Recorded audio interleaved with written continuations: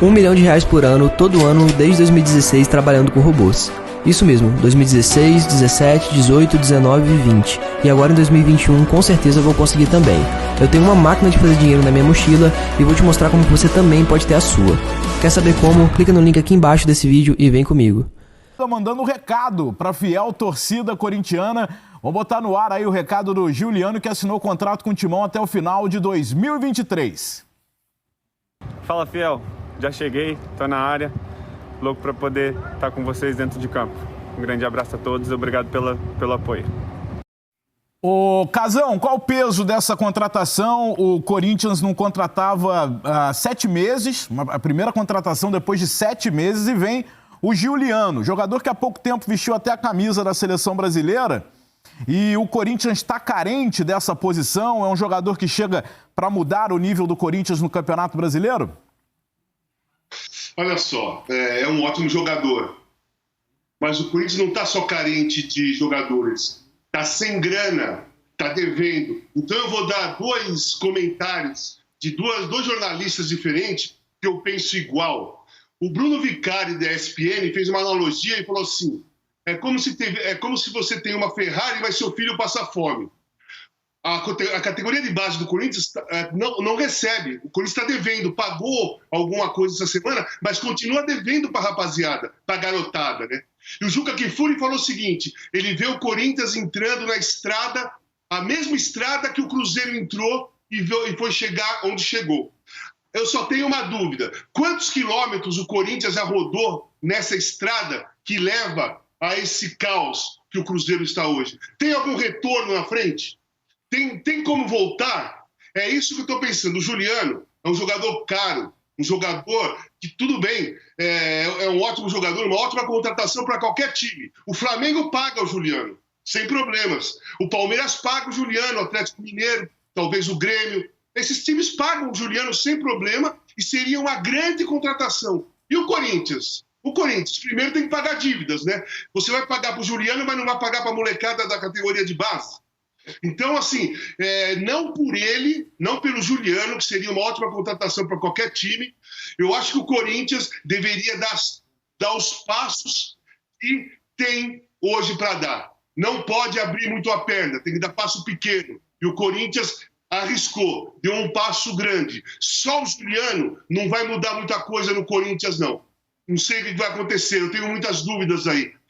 Eu penso como o Bruno Vicari e penso como o Juca Kfouri. Foi arriscado.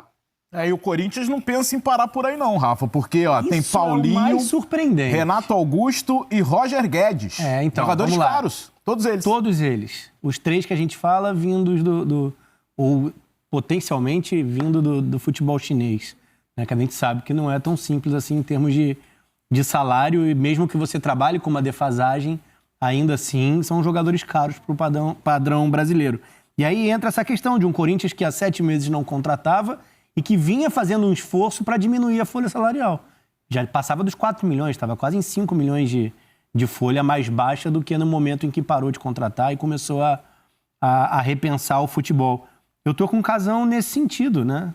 Com o Bruno, com o Juca. É incongruente, assim, é contraditório, né? Porque é óbvio que há uma pressão, é óbvio que há uma exigência por resultado. O Giuliano é um jogador bom para o nosso nível, capaz de chegar e dar uma resposta. Por mais que a gente esteja falando de um atleta, futebol brasileiro, a gente está falando já de 4 anos, ou mais até. Né? Então, entender em que pé volta, entender em que nível anos, né? retorna. Cada vez mais um jogador de centro do campo, e isso influencia até na forma de atuar, já que ele é bem diferente do que é o tripé de meio campo que o Corinthians tem utilizado recentemente. Tanto que ele chega, a princípio, para o que seria o lugar do Luan. Só que o Silvinho só tem utilizado o Luan basicamente como uma opção ao jogo, por mais que sejam completamente diferentes, mas como a última ponta da equipe, né? Um 9 de movimentação. Quando ele pensa no meio campo, ele já não pensa tanto no Luan. E o Giuliano é o meio do caminho entre as opções que o Corinthians tem e o Luan. É um jogador com mais dinâmico, um jogador mais participativo, mas que também não se enquadra perfeitamente num desenho com 3 meio-campistas mais completos, assim. Ver em que nível vai voltar nesse sentido. Mas financeiramente, se a gente fala do Giuliano, já é um tanto contraditório para o que tem sido o esforço recente. Se a gente fala de Renato Augusto, Paulinho e Roger Guedes, isso foge completamente do padrão. 4 contratações que mudariam, diferentemente do Juliano sozinho, 4 contratações que mudariam o patamar do Corinthians. Mas é surreal que numa mesma temporada o time deixe claro, um clube deixe claro, que está fazendo um esforço para abaixar a folha, para ali na frente, 2, 3 meses depois, tá fazendo contratações que fatalmente vão bater 80% do valor que foi em algum momento encontrado como E que não é nem certeza como de economia. sucesso, né? Porque eles vêm de um futebol com nível bem abaixo. tem questões de adaptação. E Mas já são com o campeonato em andamento. Mas são todos de ótimo... O Renato Sim, Augusto não ainda tenho manda dúvida aqui, disso. pelo nível que estava atuando lá. Paulinho, espetacular. O Roger Guedes, acho que um nível abaixo, mas uma capacidade de retomar até mais rápida do que os outros. A idade mais baixa, enfim. Uma série de questões. Agora, incompreensível do ponto de vista financeiro. Mas não fecha a conta. O Casão, é o quê? É desespero? É por conta de rebaixamento? Porque muita gente fala que o Corinthians, nesse campeonato, está brigando contra o rebaixamento, para permanecer na primeira divisão. É isso? Bateu um desespero no Corinthians? Não tem uma confiança no grupo atual? Não, a questão é, a torcida começou a pressionar por contratações. O time é limitado. O time do Corinthians, ele vinha de vários empates e perdeu a última partida, né? Nesse campeonato, muito empate, empatando, você não sai do lugar. Aí você só melhora um pouquinho se você vence depois de muitos empates. O Corinthians perdeu, né? Então o Corinthians, depois dessa derrota, acho que deu um desespero, pressão da torcida, né? Cobrança de melhores resultados, de melhor desempenho também, e aí tá errando na mão.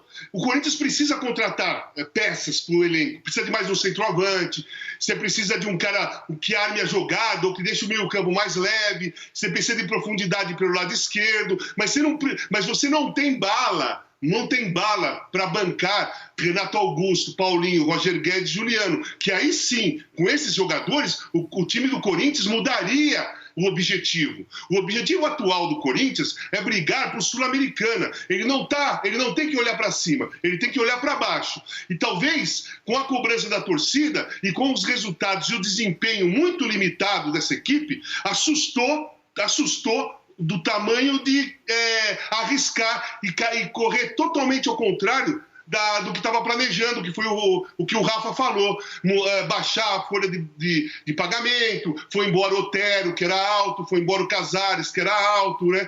Tirou alguns jogadores, tentou manter ali uma folha que é alta ainda, porque Cássio, Fagner, Gil, Fábio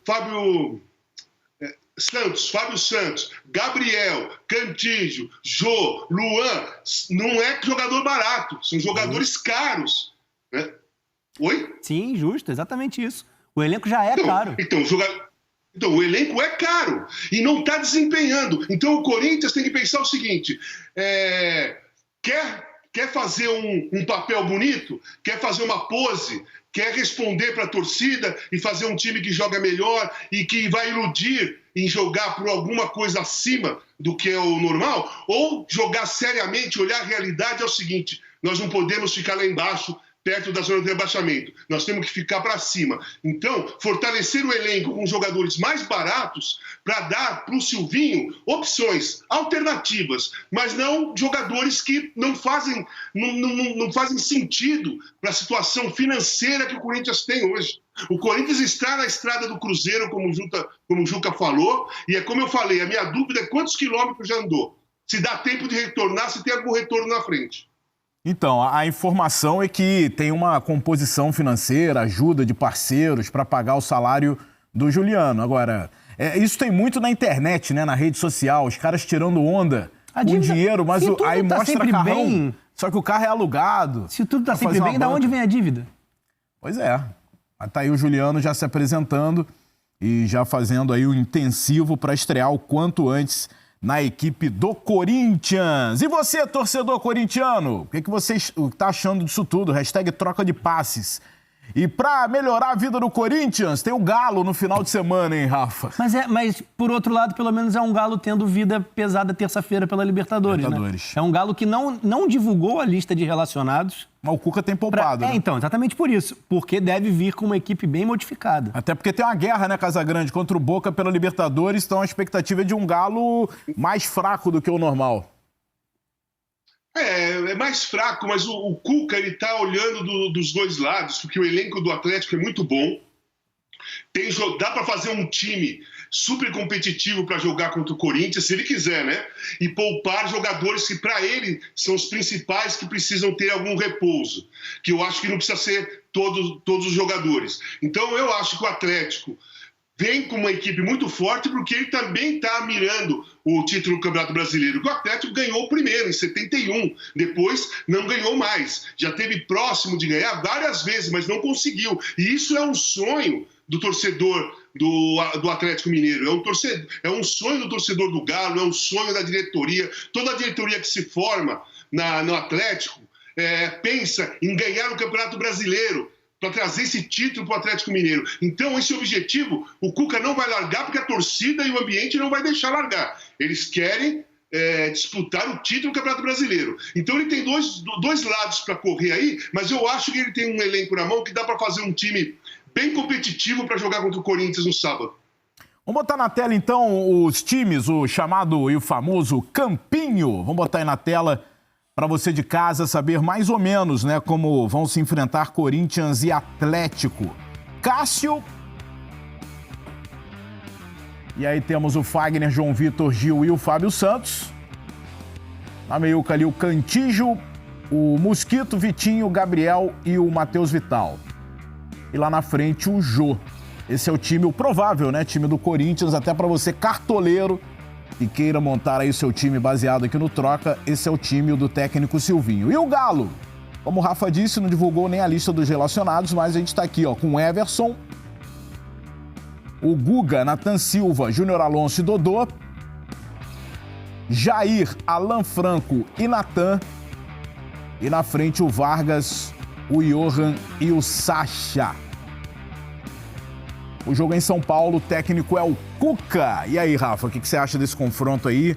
O time do Atlético tem um elenco muito forte, né? O time B do Atlético é forte. Eu concordo com o Casão com relação às individualidades, mas eu acho que por não ter as referências, os caras que têm resolvido a parada, quando o jogo aperta, o Atlético vem bem abaixo, assim. Por mais que, mais uma vez, são jogadores muito bons, mas a responsabilidade é assumida pelo Nacho, pelo Hulk. O Savarino, se não jogar, é uma perda considerável. O Zaratio. Então, assim, são bons os que entram, mas dependeriam... E, assim, além de tudo, são jogadores do elenco, acabam jogando menos, tendo menos oportunidade de entrosar uma série de questões. Mas, ainda assim, eu acho que esse é um jogo que o Corinthians encurta muito a distância, sem as principais referências do lado adversário. Porque, coletivamente, eu acho até que o Corinthians é uma equipe... Não é que seja melhor do que o Atlético, mas é ajustado para partidas onde há uma certa proximidade em nível, assim. O adversário não tem qualidade sobrando. O Corinthians compete muito e é organizado, sem a bola cada vez mais, por mais que ainda tenha dificuldade de criação. Um time também que briga muito, tem um empenho ali legal do Corinthians. Sim, briga e eu mais. acho que o Atlético ainda oscila demais de acordo com o time que vai a campo e com como estão os jogadores naquele determinado dia. E as referências que, pelo visto, não irão para o jogo são indiscutíveis, né? São os caras acima da média. Ô, Casão, o Corinthians é favorito para esse jogo contra o Galo? Jogando em casa e tal? Não, eu não acho favorito. Eu penso mais ou menos como o Rafa, mas com um pouco mais de valor a esse time do Atlético. O time do Corinthians tem uma dificuldade muito grande de ter que propor o jogo, de ter que criar as jogadas. Faz poucos gols o time do Corinthians. Toma poucos gols também, mas faz poucos gols. E quando você joga em casa, você... normalmente você vai ter que propor o jogo, principalmente na situação do Corinthians, né? Tem que aproveitar o jogo em casa para tentar ganhar, mas vai tentar ganhar sem ter jogadores que armam jogada, sem ter jogadores que definem jogos o tempo todo ou que façam mais gols, né? E o time do Atlético, os jogadores que estão ali, eles são bons jogadores, como o Rafa falou, mas são jogadores muito espertos, que estão com moral, né? Eles estão num time que o time tá com moral, o time tá com um ambiente leve. O time tá lá em cima da tabela, o time vai disputar uma vaga com o Boca Juniors, grandes jogos, né? Então esses jogadores, eles estão super motivados e loucos para participar de competições, né? Jogar a Libertadores ou ter essa chance de jogar o Brasileiro. Então eu vejo o seguinte, o Corinthians com muita dificuldade contra qualquer outra equipe quando tem que armar a jogada. O Corinthians jogando em casa, ele perdeu o Atlético Goianiense, ele perdeu para o Bragantino, né? É um time que tem dificuldade mesmo de envolver o adversário porque não tem jogadores envolventes. E outra, o ataque do Corinthians é previsível. É Gustavo Mosquito, é pegar a bola, jogar para o Gustavo Mosquito para ver se ele tem espaço para sair em velocidade e mano a mano com o marcador. O São Paulo, quando foi lá na Arena, colocou o Léo em cima do Mosquito, o Reinaldo um pouco à frente, né? E o Gustavo não conseguiu jogar, tanto que foi substituído. Então, o time do Corinthians é previsível. Se o adversário conseguir encaixar a marcação do lado direito, não tem muitas opções de ataque, de criação ou de envolvimento, de envolver o adversário do outro lado do campo, né? Ou no meio ali, que não tem jogador criativo, ou do lado esquerdo. Para isso, depende muito do Fábio Santos, que é um lateral que entra em diagonal, que tem um bom passe, que tem boa enfiada de bola, que bate bem falta e bate bem pênaltis. São as opções de gol que o Corinthians tem.